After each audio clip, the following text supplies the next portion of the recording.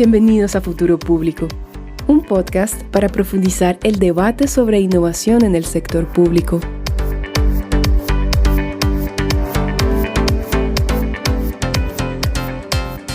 Hola, hola, bienvenidos a Futuro Público. Yo soy Alberto Gurs. Y yo soy José Díaz. ¿Cómo están? Y gracias por acompañarnos en nuestro episodio número 2. No sé, de repente, José, ¿nos puedes contar sobre qué tema vamos a hablar hoy día? Sí, hoy vamos a hablar sobre la situación de las políticas de ciencia, tecnología e innovación en el Perú. Esto a raíz de la cantidad de ofrecimientos que se han venido dando en los últimos meses desde candidatos a la presidencia, básicamente, sobre la creación o no de un Ministerio de Ciencia, Tecnología e Innovación.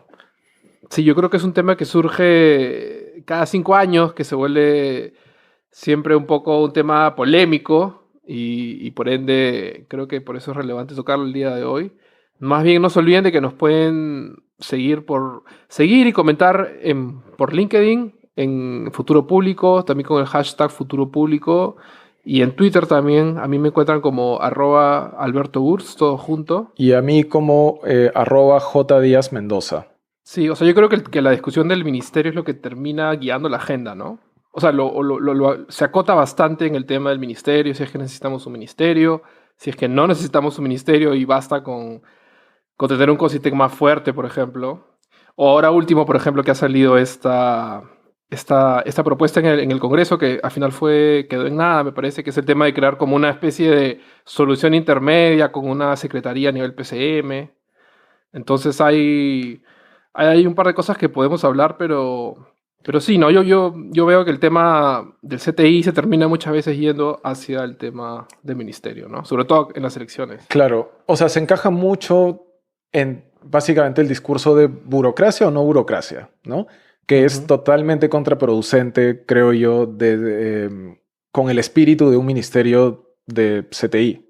Sí, pero es que tenemos que recordar pues, que en el Perú crear ministerios, crear agencias nuevas es como trae como un sentimiento de lo que podríamos llamar como rechazo, ¿no? Un rechazo cada vez que hablas de burocracia, bueno, no de burocracia, pero crear una institución que de repente sea necesaria, pero siempre la discusión termina yéndose por el lado de... Simplemente todo se va a terminar yendo en gasto administrativo. Claro.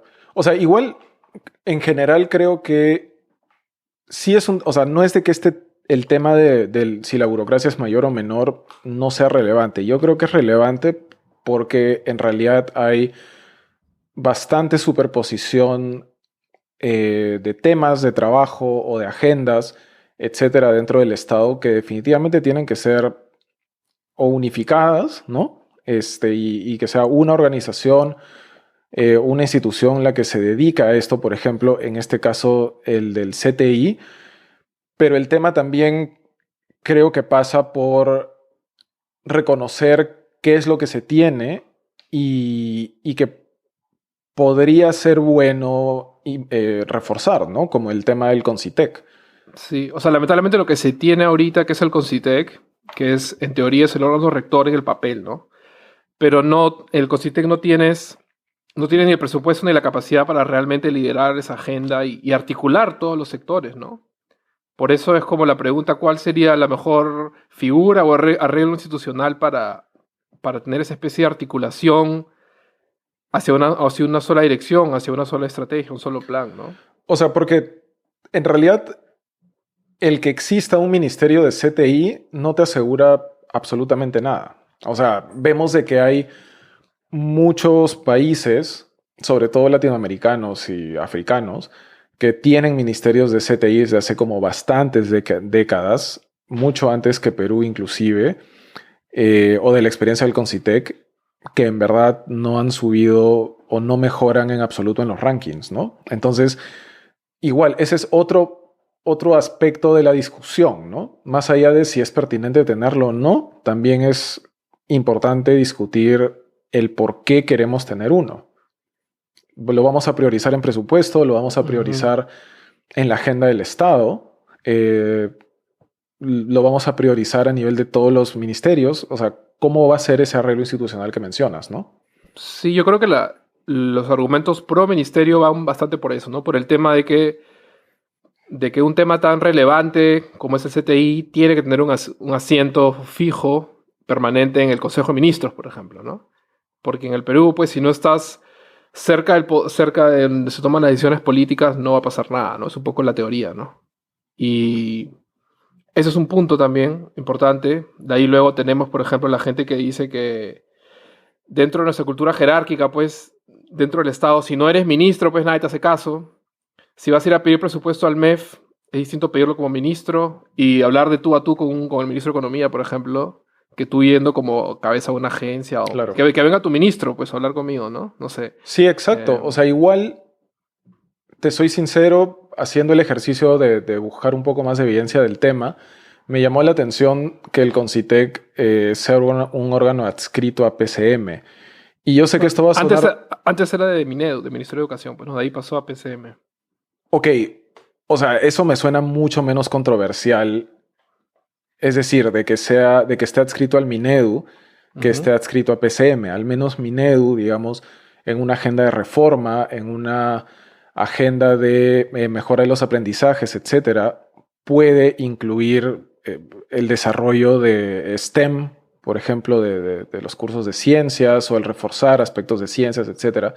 Pero sí me pareció controversial, como te digo, el ver que ahora está adscrito a PCM, ¿no? Y bueno, podría estar adscrito al Produce, por ejemplo, también tranquilamente, ¿no?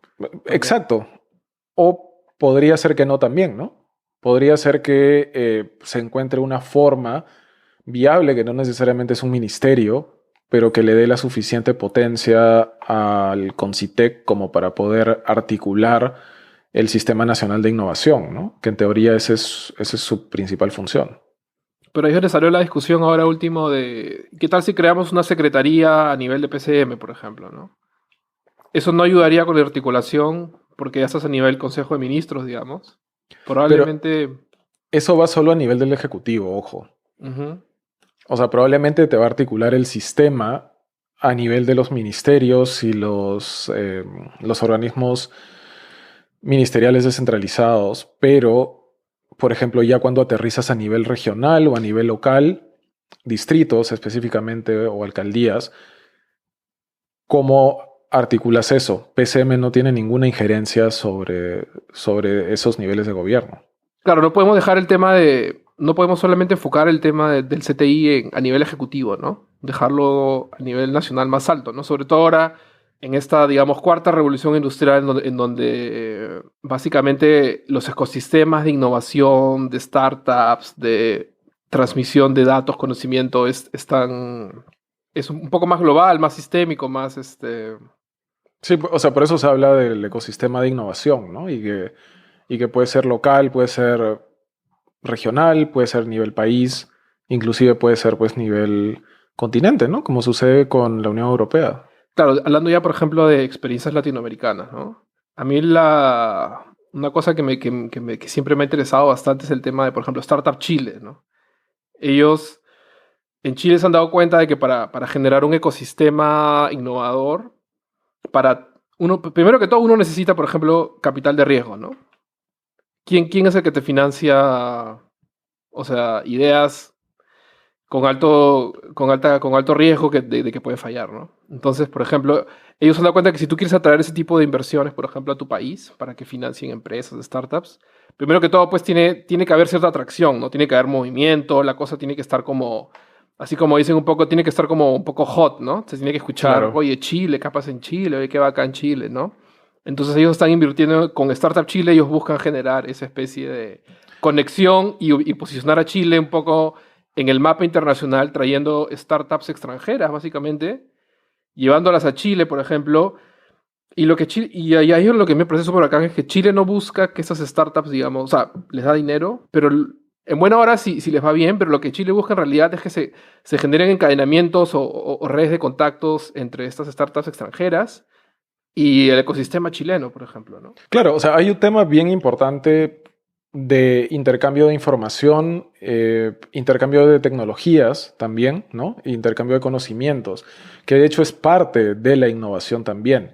O sea, innovación no es solamente, como hablábamos en el capítulo anterior, crear un Tesla. O sea, como que ya, sí, eso es innovador, pero también es, por ejemplo, meter nuevos conocimientos o nuevas tecnologías en un país para poder crear nuevas cosas, ampliar un poco la base productiva, etcétera, ¿no? Que es lo que básicamente ha hecho Chile. No sé si Startup Chile, esa es mi pregunta para ti, pero digamos, desde hace ya varias décadas Chile tiene una política muy agresiva de diversificación productiva y demás, ¿no? Cuando la gente va, o sea, digamos, estas startups extranjeras van a Chile, lo que se les exige, digamos, que es parte del acuerdo que tienen con el gobierno chileno, es que ellos tienen, por ejemplo, que tener actividades o colaborar directamente con, ya sea otras empresas chilenas o laboratorios.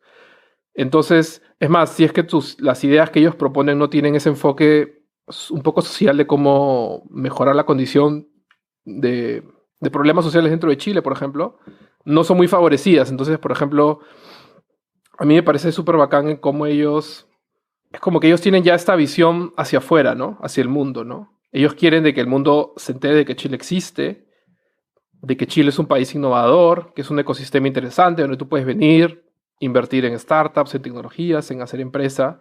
Y una de las cosas más bacanes en donde, por ejemplo, Startup Chile suele jactarse bastante es que ya es parte de como el top 10 de aceleradoras en el mundo, ¿no? De startups. Lo cual me parece de por sí, siendo una entidad estatal, un súper logro, ¿no? Sí, de acuerdo, pero creo que nos hemos saltado dos mini temas, por decirlo así. Uno es de que las empresas chilenas, muchas de las empresas chilenas en realidad son jugadores regionales, sino globales. En temas de agroindustria, perdón, retail, energía, minas, por ejemplo. Entonces, estamos hablando de empresas que están también acostumbradas a arriesgar, ¿no? Y que están más o menos ligadas con la actividad productiva o la actividad, perdón, educativa de investigación local, ¿no? En su país. Entonces, yo creo de que el hecho de que Startup Chile atraiga o busque atraer nuevas ideas, nuevos negocios que se integren con negocios locales hace totalmente sentido. Para una empresa chilena eso puede ser algo normal, pero por ejemplo, si lo pones en el caso Perú, probablemente eso no sea tan factible, o en todo caso, no sé qué tan abiertas puedan estar nuestras empresas medianas, si lo quieres ver de ese modo, hacia empresas grandes a hacer eso, ¿no? Bueno, mencionaste Perú, así que lo primero, mencionaste Perú y Startup Chile, y lo primero que se me viene a la cabeza es Startup Perú, que es, digamos, un proyecto que creo que busca emular un poco lo que hace Startup Chile, pero tiene una aproximación, yo diría, un poco más distinta, ¿no? Yo creo que se le da asistencia técnica, se le da financiamiento a ideas innovadoras, pero yo creo que un poco en Produce lo que han hecho es un poco tachar MIPE y poner startup, ¿no? Un poco un esquema más convencional de contribuir a generar desarrollo productivo. No tanto esta visión más ambiciosa de Chile, donde dice, ok, mira, si la startup le da bien, le da mal, ok, esa es la vida, ¿no? Nosotros lo que queremos es básicamente ponernos en el mapa, que la gente nos vea y que Chile se posicione, ¿no? Como que en Perú yo creo que lo que tú hablas ahorita del riesgo, esa cultura de riesgo que de repente el Estado chileno tiene, claro, en el Perú no está presente, ¿no? Para empezar, por ejemplo, para entrar a Startup Perú te piden que figures que figures, por ejemplo, que no tienes dedos en Infocorp, o que tengas una empresa establecida, o sea, una empresa, Registrada una en SAC, Perú. registrada en Perú, claro. O sea, la página web está en castellano nada más. O sea, tienen que estar, la cabeza tiene que ser peruana. O sea, digamos, es otro mindset, ¿no? Y también ya amarrado a no quiero llamar limitaciones, pero a cómo funciona nuestro Estado, que es un poco más legalista, ¿no? No se arriesga tanto, ¿no? Como Startup Chile, que es de por sí me parece, si lo pones en el contexto peruano, pues es una idea totalmente que no encajaría bien, ¿no? Como estamos acostumbrados a cómo funciona el Estado acá. No, totalmente de acuerdo con tu argumento. Y de hecho, lo segundo que quería decir y que lleva un poco a lo que discutimos en el primer episodio es el tema también del capital semilla, que está muy relacionado al riesgo, ¿no? En Perú, yo he visto un poco de que hay iniciativas públicas, por ejemplo, que te financian algún tipo de capital, pero claro, tienes, o sea, para llegar a eso, inclusive para llegar al concurso, tienes todas estos requisitos, ¿no? Que tú lo has mencionado. No sé si en Startup Chile haya lo mismo, por ejemplo, pero en general me parece de que el rol del Estado definitivamente es vital y es muy importante precisamente para un poco articular este ecosistema y lo que hablábamos de reconocer el esfuerzo del Estado para articular, pero también para financiar y fortalecer, obviamente, el tema de la innovación, ¿no? Ya, o sea, por ejemplo, si tú ya quieres llevar este tema del financiamiento público hacia otorgando capital semilla, por ejemplo, ¿no? Ya, creo que el ejemplo máximo es probablemente Israel, que en los 90 tuvo un programa agresivo de financiamiento público a empresas que querían venir a invertir en Israel en temas de tecnología. Creo que el país les daba 40% de financiamiento. Luego ellos devolvían el préstamo, digamos. Pero eso generó, pues, de que después de una década el interés por invertir en Israel en el sentido de la atracción de capital de riesgo se disparó, ¿no? Y entonces ahora tienes... Eso, digamos, ha sido uno de los factores claves de por qué Israel, por ejemplo, es ahorita bueno, para empezar, creo que es el primero o el segundo país que invierte más en Research and Development, pero en general es como, se va perfilando como tu siguiente technological hub, tu especie de Silicon Valley, y es bastante porque el que gatilló eso en realidad fue el Estado, ¿no? Digamos, ¿no? Tuvo la visión hace 2 décadas y dijo, ya, bueno, vamos a esto y yo creo que ahí un poco volvemos al argumento del episodio pasado con Mazzucato, ¿no? Sí, el argumento de Mazzucato que básicamente te dice que el papel del Estado es vital para establecer esta cultura empresarial, lo que decía hace un par de minutos, ¿no? Ser el que articula un poco el ecosistema. Obviamente, proveyendo un marco jurídico, fiscal importante, pero también colaborando con el financiamiento o con la promoción, ¿no? No solamente de las empresas, sino también de las potencialidades, que es un poco lo que mencionaste que hacía Chile, ¿no? Te decía, como el por qué invertir en Chile no solamente es por el dinero y por el tema regulatorio. Me imagino que también hay otros factores como, no sé, voy a decir qué bonito es vivir en Chile o qué es el país más estable de Latinoamérica. O sea, ese tipo de cosas, Claro, ¿no? tienes razón, el tema de la plata no lo es todo, ¿no?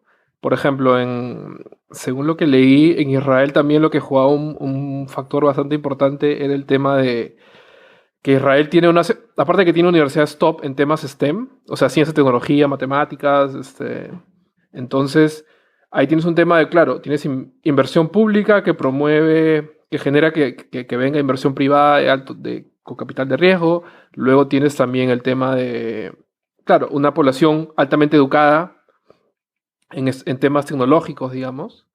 Y claro, lo que mencionabas también, ¿no? El tema de la calidad de vida es algo que atrae mucho, ¿no? La gente quiere irse siempre a las grandes ciudades, a las ciudades donde están pasando cosas.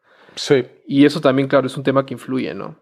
En realidad, el ejemplo de Israel me llama bastante la atención y me hace parecido a el ejemplo alemán. Básicamente porque los dos países, más que tener como grandes unicornios o grandes jugadores globales, que de hecho los tienen, ¿no? Pero no son pues Estados Unidos, tienen una red o un ecosistema de pequeñas y medianas empresas que son altamente especializadas, que ya han invertido o reinvertido bastante capital, están súper integradas al Estado, al sistema educativo, etcétera, y que funcionan perfecto. Entonces, yo no sé si esos objetivos, por ejemplo, son también objetivos que comparte el Perú, ¿no? En ese sentido, ¿qué queremos? ¿Queremos tener un Facebook o queremos tener 50 empresas medianas y pequeñas que facturen lo suficiente y sean lo suficientemente dinámicas como para articular algo? Entonces, eso tampoco me queda claro, por ejemplo, y si eso lo ligamos con el tema del Ministerio de Ciencia y Tecnología, ¿qué es lo que queremos que haga ese ministerio?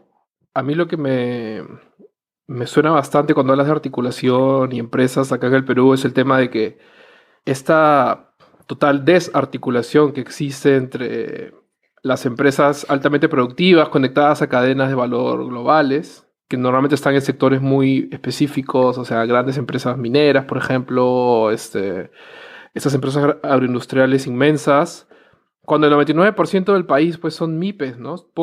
Son MIPES que no han logrado tener ese salto que tú dices como han tenido en Alemania, otros lugares. Y entonces eso también nos lleva un poco al tema de, uno, que no en el Perú no podemos dar ese salto Ujú. en niveles de productividad, competitividad, como en otros países lo han tenido.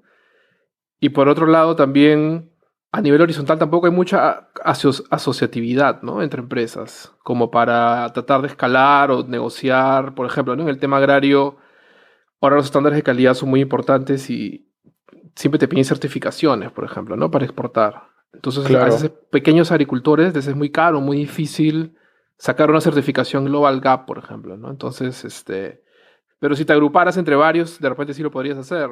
Bueno, en 2018 el BBVA lanza un reporte que se llama Perú Innovación, una agenda pendiente.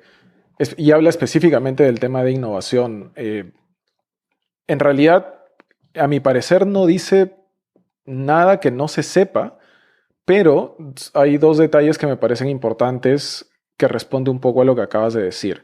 El primero es el tema del tamaño y de la calidad, por decirlo de ese modo, de las empresas peruanas.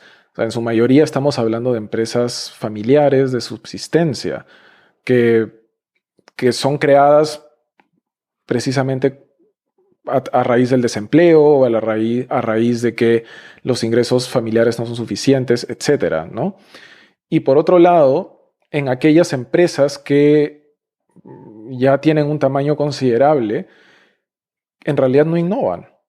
O sea, la innovación propiamente dicha está o viene desde la importación y adaptación de nueva tecnología, pero en realidad no hay un proceso de creación, digamos, de conocimiento o de creación de nueva tecnología per se que nos ponga un poquito en el mapa de la innovación, que es, claro, en el caso de Israel y Alemania es clarísimo, pero creo que el caso de Chile y Colombia está siendo cada vez más ejemplar para la región, ¿no? Sí, no sé si estarás de acuerdo conmigo, ¿no? Pero nuestras élites políticas y económicas básicamente siguen enfocados en exportar materias primas también, ¿no? Eso también es un tema innegable, ¿no?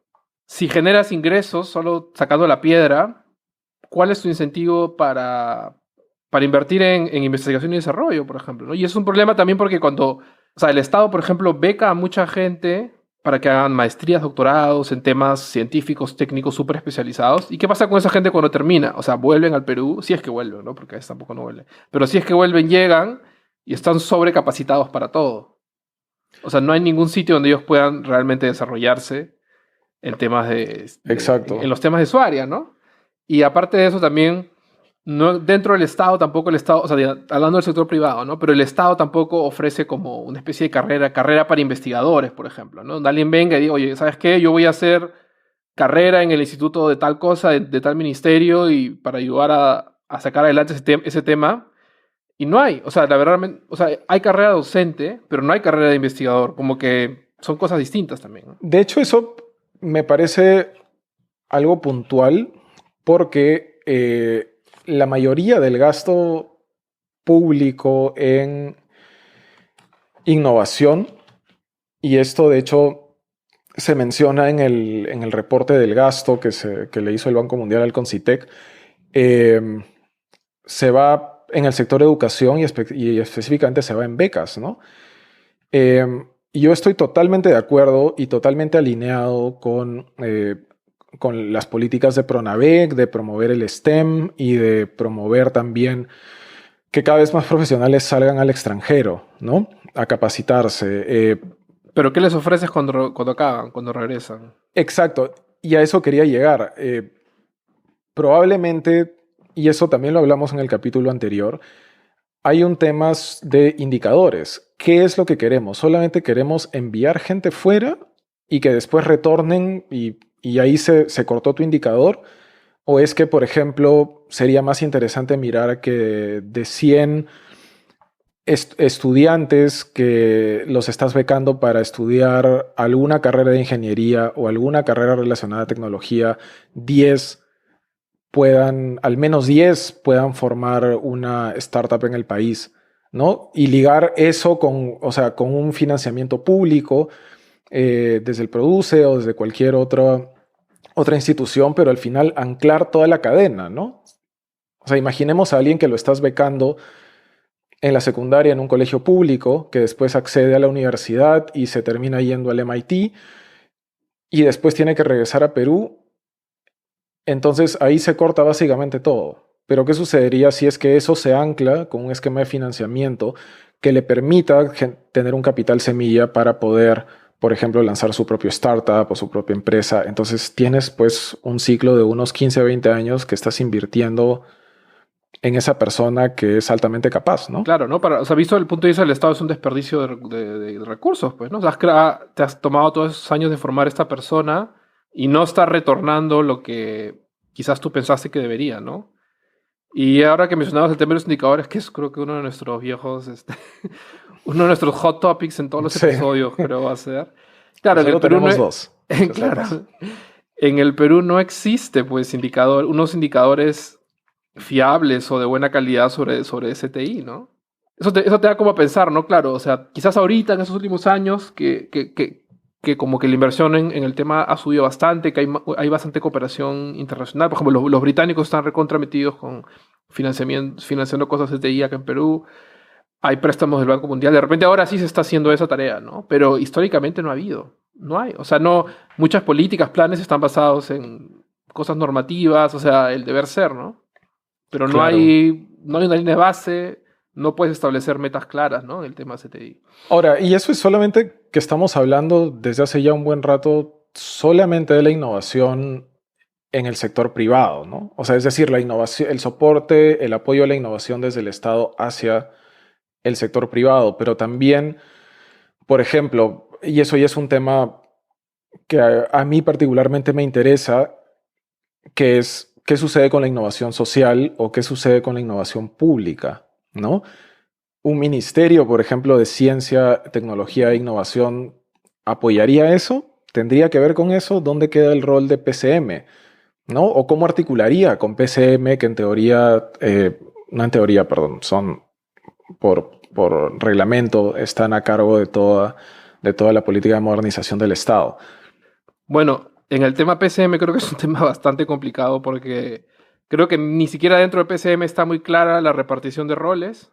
Hay como una especie de área de innovación dentro de PCM, por ejemplo. Había una especie de área de innovación que luego terminó siendo un laboratorio y que luego entró como una especie en conflicto con el laboratorio de digitalización que ya existía dentro de PCM, que es el go.pe. Entonces, no sé, dentro de PCM la gobernanza en tema de innovación me parece que es totalmente, todavía no está muy, no sé, no está muy definido, ¿no? Al menos. Exacto, y que capaz ese sería un paso importante, en mi parecer, por ejemplo, antes de discutir qué tan pertinente es un ministerio de CTI, ¿no? Porque al final no solamente se discute innovación privada o innovación del sector privado, es lo que quiero decir, sino que se tiene que ser un poco más ambicioso. O sea, estamos discutiendo también de innovación social, que es innovación privada en realidad, solamente con un enfoque mucho más social, o también innovación desde el sector público, ¿no?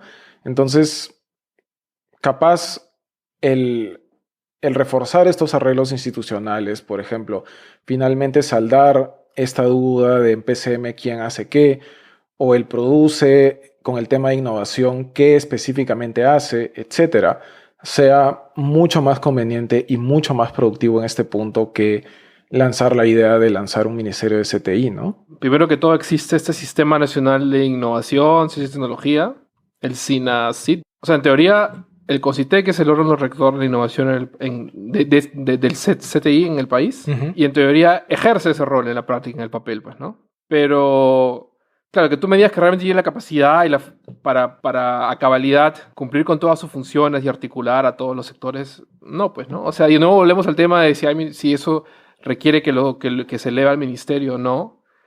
Pero también yo creo que también de aquí podremos abrir una pequeña tangente y hablar de... Claro, o sea, pero la innovación también se supone, supuestamente es transversal, ¿no? No le puedes como echar... Existe el área de innovación, ellos hacen innovación, nosotros no es nuestra función hacer innovación, ¿no? O sea, un poco si lo llevamos al tema micro, por ejemplo, todas las áreas, todas las instituciones deberían pensar en términos de innovación, ¿no? De tratar de hacer algo, mejorar, hacer algo un poco mejor. Y probablemente lo hagan, solamente que, de nuevo, y ese creo que es un tema ya mío, del que aparentemente estoy un poco obsesionado, es el tema de los indicadores de la innovación pública. No existen indicadores de innovación pública dentro del sector público, así de simple. No sabemos si el área o la unidad de innovación dentro de una institución pública es la única que innova. O puede ser que la unidad de abastecimiento, la unidad de recursos humanos, etcétera, también innoven, pero eso no lo sabemos. Esa es la idea, pues, ¿no? Pero si tú terminas creando la unidad de innovación, o sea, eso pienso, ¿no? Ya no es un poco por la tangente de nuevo, ¿no? O sea, en este plan de innovación Perú al 2050, no creo pues que, no sé si crear un área de innovación dentro de cada ministerio sea la idea, ¿no? O sea, porque dices, claro, el área de compras va a decir, no, pues no es mi problema innovar, o sea, no es mi obligación innovar. Ya, ellos me traerán propuestas, al menos. El área de innovación me traerá las propuestas y ahí yo veré. Claro, pero exacto, y a eso voy. O sea, si por ejemplo hablamos de que la innovación es totalmente transversal y estamos totalmente de acuerdo con eso, ¿qué sucede? O sea, ¿qué tipo de innovación es la que hacen o la que harían estas áreas de innovación, ¿no? ¿Es innovación para apoyar al sector privado? ¿Es innovación social? ¿Es más innovación pública?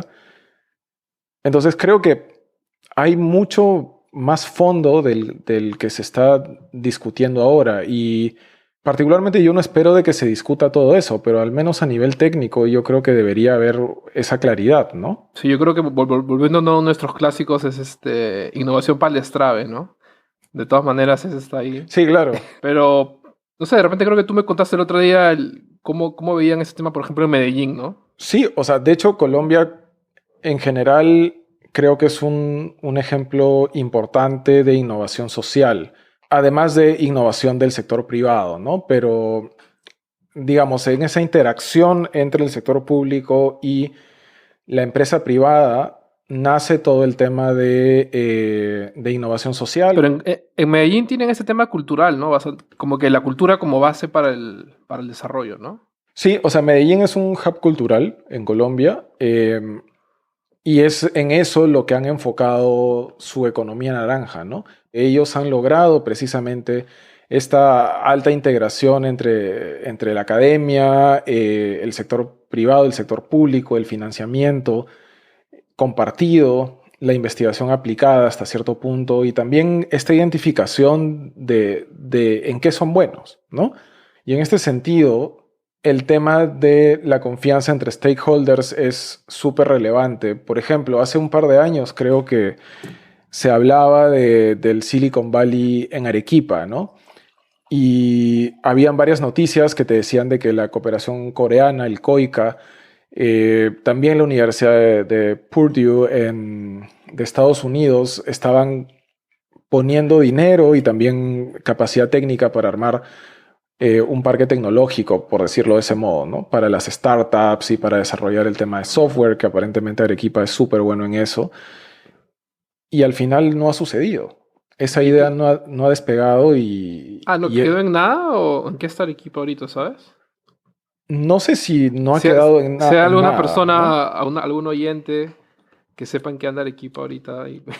Eso sería una buena pregunta para los arequipeños. Una opinión más que bienvenida, un comentario, Pero sí, o sea, yo sí había escuchado el tema de Arequipa, ¿no? Como una especie de hub tecnológico dentro del Perú. Claro, y si tú, por ejemplo, aplicas esta especie de marco teórico que teníamos con Israel, ¿qué variables están presentes en Arequipa, por ejemplo? No sé, o sea, Arequipa tiene instituciones educativas de calidad o que abunden en temas de STEM. No sé si existe. Sí, precisamente uno de estos reportes de hace un par de años menciona que Arequipa tiene una buena cantidad de doctores en ingeniería, por ejemplo, que no necesariamente han estudiado en Arequipa, pero son arequipeños y están trabajando en Arequipa.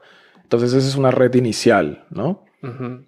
Y luego, por ejemplo, calidad de vida. Creo que Arequipa es una de las ciudades del Perú más atractivas, Si no ¿no? me En ese equivoco, aspecto. es la segunda ciudad con mejor calidad de vida del país, ¿no? Entonces, la variable que falta, que es la clásica, que es la más difícil y que falta en toda Latinoamérica en general, el tema de existencia de venture capital, ¿no? Y a eso hablábamos sobre el tema de la articulación y la confianza entre los stakeholders, ¿no? Porque el Estado puede prometer poner X cantidad de dinero y al final no lo pone.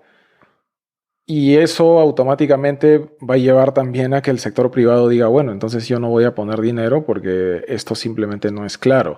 Y viceversa también. A veces el Estado puede poner dinero y el sector privado decide no hacerlo, ¿no? Entonces al final no hay esa capacidad para escalar, por ejemplo, estos negocios o este capital semilla, eh, que creo que además es particularmente difícil en el tema de la innovación social, saliéndonos un poco Mm, del tema de sí. Arequipa, ¿no? O sea, hay muchas como, no concursos, pero no sé si hackatones. O sea, el tema se mueve, ¿no? No sé si, no sé si las GovTechs, por ejemplo, entran dentro de innovación social o son otra cosa. No sé cómo lo ves.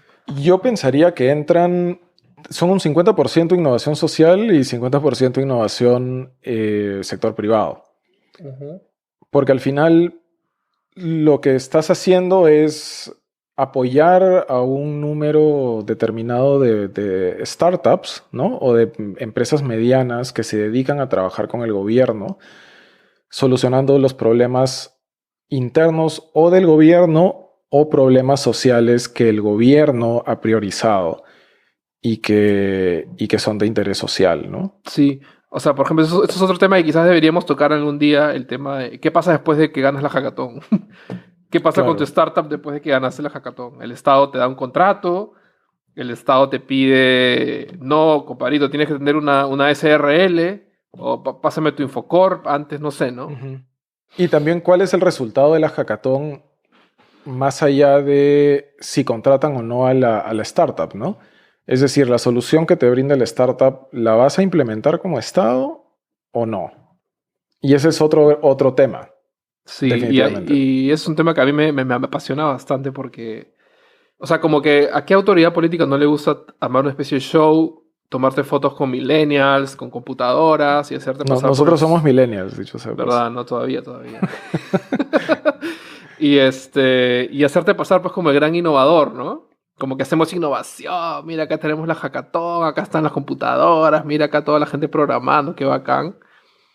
Y claro, ¿no? Pero o sea, esa institución, ¿qué tanto realmente puede integrar el resultado de esa hackathon en su funcionamiento, ¿no? O sea, digamos, ¿no? Llegas a una solución, una propuesta, ¿qué tanto puedes integrar eso realmente a tus day-to-day operations, por así decirlo, ¿no? O sea, igual me imagino como que, no sé, como alguien super senior diciendo, no, pues estos chibolos que van a saber.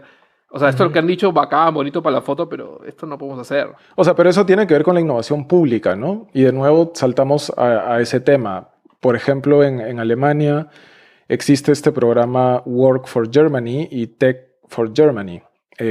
Creo que ahora ha cambiado, se han unificado Ujú, y solo son una sola entidad, pero en realidad fueron un grupo de chicos ujú. que crearon una startup, GovTech, que le escribió básicamente al gobierno alemán diciendo cómo nosotros podemos ayudarte a solucionar estos problemas. Y con evidencia y con, digamos, prototipando varios proyectos, mostraron que no solamente, o sea, esto para hacer el paralelo con las hackatones, perdón, demostraron que no solamente era posible generar una solución, sino que esta solución sí era implementable dentro del gobierno, ¿no? Pero esto requiere este nivel de apertura, de nuevo, de confianza, que creo que es lo que al final tú mencionabas, que no sé si es que suceda, por ejemplo, dentro del Estado, ¿no? Al final, una de las limitantes de la innovación pública y de la innovación en general es precisamente eso, la falta No. de O confianza. sea, lamentablemente, pues, ese tipo de apertura no existe por un tema de aversión al riesgo, ¿no? Lo que mencionábamos antes de que para Startup Perú, por ejemplo, te piden que traigas, pues, un papel de Infocorp, que no eres deudor, por ejemplo, ¿no? Que Claro. por cualquier situación del mundo puedes que adeudes un mes de recibo de teléfono, no sé, ¿no? Pero no, tenemos que tener eso porque X motivos legales probablemente, ¿no? Entonces Y que contradice un poco, perdón que te interrumpa, pero contradice un poco el espíritu de las startups también, ¿no? Porque al final, o sea, una startup no le va bien y no como brilla en su primera idea. Precisamente una startup se caracteriza por la idea de fallar e iterar en el proceso e ir mejorando hasta que alcance un nivel de conocimiento, Ujú. expertise que Sí, pueda otorgar exacto. un producto, ¿no? Eso no está en el discurso. O sea, en ninguna fondo que veas que apoye startups, no sé qué, creo que la palabra fallar no la vas a ver. Vas a ver cómo apoyar emprendimientos nuevos, ideas innovadoras, creatividad, pero no vas a ver fallar. Creo que por ninguna parte vas a ver algo de fallar. Porque suena mal, pues. Claro. Lamentablemente estamos en una cultura que eso suena mal. Y que ningún funcionario quiere decir, sí, yo apoyé un proyecto, yo lideré un proyecto en donde, o sea, para nosotros fallar era parte de la ruta de cómo llegar a la solución final, pero lamentablemente fallar, pero aguanta, ¿cómo que fallar? ¿Cómo que fallaste? O sea, plata pública se perdió, plata pública se fue al tacho. Y no necesariamente, ¿no? Pero el proceso en general has mejorado, hay un mayor conocimiento de los servidores públicos o hay una mayor integración con el sector privado, por ejemplo, que tienen que ser reconocido, tiene que poder evidenciarse y que te demuestra que en realidad no ha sido dinero público tirado al agua. O sea, ¿cómo vendes eso, pues, a nivel, digamos, ¿no? O sea, imagínate que tú digas, pues, sí, que tal ministerio hizo tal proyecto y estaban experimentando, pero han perdido, o sea, como que la oposición en el Congreso, por ejemplo, al toque te diría, ¿no? Esto es una mala gestión, estos son unos no sé qué. Pero claro, tú deberías de una manera crear esta cultura más amplia en donde, digamos, sea aceptado que el riesgo es parte del todo, ¿no? O sea, es sacarnos esta idea del funcionario público que todo es perfecto, que yo nunca fallo, no que es mentira, en el fondo es mentira, señores, eso es mentira. Hay pues de todo, ¿no? Te encuentras de todo, pero claro, nadie quiere nunca hablar de sus fallos, pues, ¿no? Pero es porque tampoco, y en ese sentido sí me sale el corazoncito público, es que no existen los marcos regulatorios o los marcos presupuestarios, si lo quieres ver así, para fallar, Ujú. ¿no? ¿Y a qué quiero Claro, ir, y a qué quiero ir con eso? O sea, no con es de que esté... la Contraloría te va a decir, Claro, ¿no? Lo o primero. sea, no está mal fallar, ¿no? El tema es de que si fallas, después, ¿cómo lo sustentas? Mientras que si existiese, por ejemplo, un marco que dice que para X programa o Pero para... ya medio que hay, ¿ah? PCM ya sacó bueno, a menos para el tema digital ya sacó como que se puede usar metodologías ágiles, que no sé qué, que hay que prototipar, experimentar. O sea, en la teoría más teoría existe, ¿ya? Pero nadie lo va a aplicar, pues. O sea, Pero eso nadie, no pero mientras eso no esté traducido en los presupuestos, claro, sí, por ahí va, sí, sí, sigue. tampoco está en la ley, o sea, en el Ujú. reglamento, perdón. Entonces, claro, ¿cómo haces eso? Para ponerte el ejemplo del gobierno de Austria, ¿no? Ellos tienen, por ejemplo, el término en inglés, de hecho, es Expenditure Sandbox, que es como una caja de juegos presupuestales. En el caso de ellos, está muy enfocado en infraestructura vial y en temas de transporte eh, público, multimodal, etcétera. Entonces, ellos reconocieron básicamente la naturaleza de el sector transportes, que tú no puedes construir una carretera o un tren, digamos, en 6 meses o en un año. Bueno, posiblemente una carretera sí, pero proyectos mucho más complejos, sí, definitivamente no lo puedes hacer. Entonces necesitas ciclos presupuestales un poco más largos, necesitas también una idea distinta de que, por ejemplo, si el presupuesto no lo ejecutas en este año, no va a retornar a la caja del gobierno, ¿no? Sino que se va a quedar dentro de ese sandbox porque tus indicadores también son distintos. Entonces, eso ya da la oportunidad para que, no digo para que fallen, ¿no? O sea, no es de que esto sea dinero gratis y donde todos vamos a No, no, jugar a ver qué no. sale, pero es pero te da la oportunidad de experimentar y de salir con nuevas ideas que efectivamente pueden mejorar la calidad de vida, todo, ¿no? O sea, ya sin entrar a un discurso súper barato, startupero, pero como que fallar es parte de la vida, digamos, ¿no?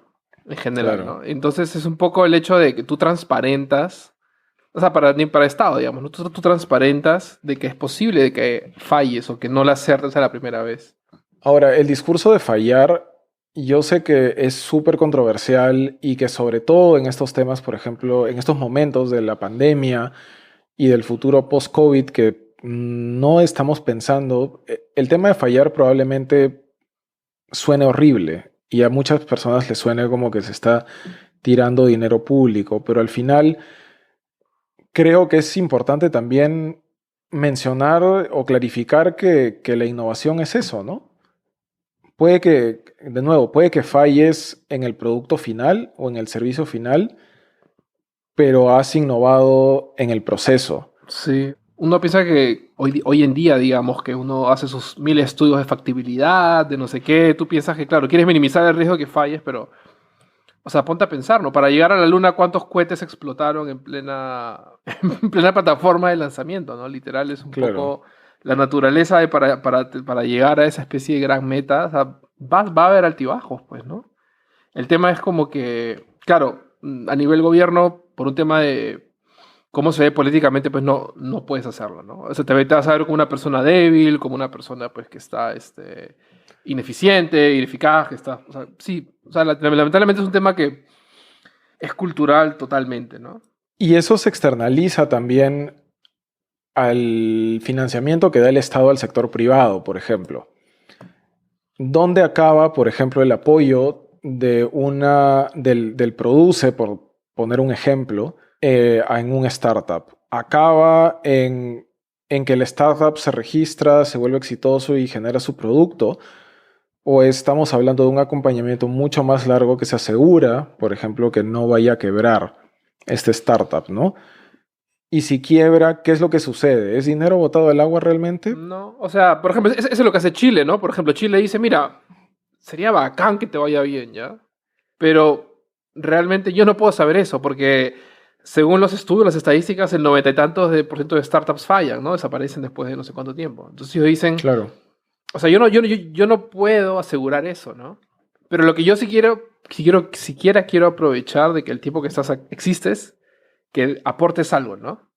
Que dejes una marca pequeña, ¿no? Y, no sé, mejores un poco mi ecosistema, o sea, algo, ¿no? Exacto. Y eso es un tema que se tiene que poder reflejar en las políticas públicas.